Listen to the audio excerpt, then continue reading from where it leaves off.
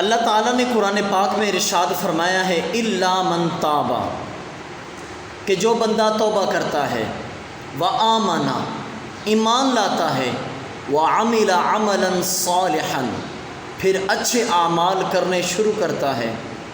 اللہ فرماتے ہیں فَأُولَئِكَ يُبَدِّلُ اللَّهُ سَيِّئَاتِهِمْ حَسَنَاتٍ، اللہ اس بندے یا اس بندی کی تمام زندگی کے گناہوں کو نیکیوں میں بدل دیتے ہیں۔ وَكَانَ اللَّهُ غَفُورٌ رَحِيمًا، اور میاں محمد بخش رحمہ اللہ علیہ فرماتے ہیں نا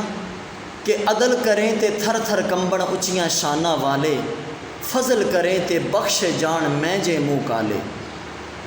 بنی اسرائیل کی قوم کا ایک واقعہ کتابوں میں آیا ہے کہ حضرت موسیٰ علیہ السلام کا زمانہ تھا، تو ایک بندہ، ایک شخص بڑا گنہگار تھا۔ وہ اتنا گنہگار تھا کہ اس کی گناہوں کی وجہ سے اس کے پڑوسی بھی اس سے تنگ تھے، اس کے گھر والے بھی اس سے تنگ تھے، اس کے محلے دار، اس کے گاؤں والے بھی سب اس سے تنگ تھے۔ ایک دن ایسا آیا کہ لوگ اس سے اتنا تنگ ہو گئے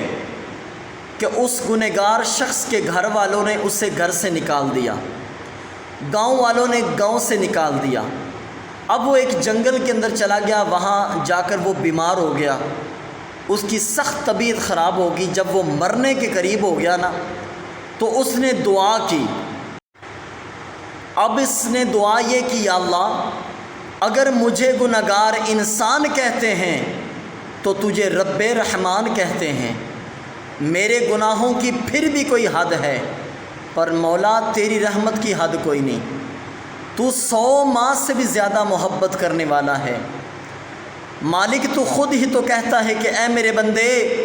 اگر تو میری طرف گناہوں کے دریا لے کر آئے گا تو میں رب تیری طرف رحمت کے سمندر لے کر جاؤں گا، اگر تو میری طرف گناہوں کی گٹھڑیاں لے کر آئے گا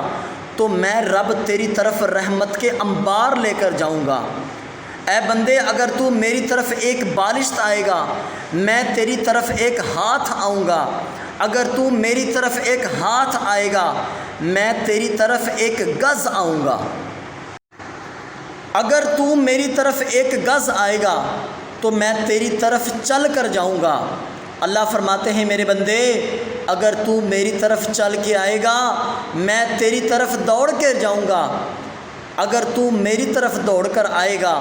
تو میں رب تجھے اپنی رحمت کی گود میں بٹھا لوں گا۔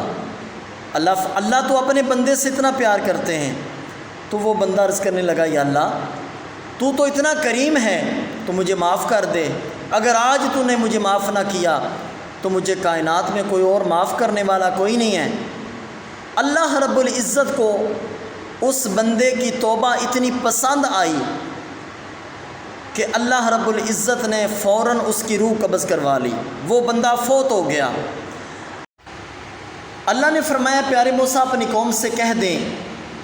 کہ یہ جو بندہ اس شخص کا جنازہ پڑھے گا میں اس کی بخشش کر دوں گا۔ اب اللہ کے نبی کا اعلان سن کر لوگ دوڑے نماز جنازہ کی طرف۔ اب لوگ نماز جنازہ پڑھ کر جب میت کی زیارت کے لیے قریب ہوئے تو لوگ کہنے لگے، اے اللہ کے نبی موسیٰ، یہ خود اتنا بڑا گنہگار تھا، اس نے ہمیں کیا بخشوانا ہے؟ تو اللہ کے نبی حضرت موسیٰ علیہ السلام اللہ سے ہم کلام ہوئے، عرض کی، یا اللہ یہ لوگ کیا کہہ رہے ہیں؟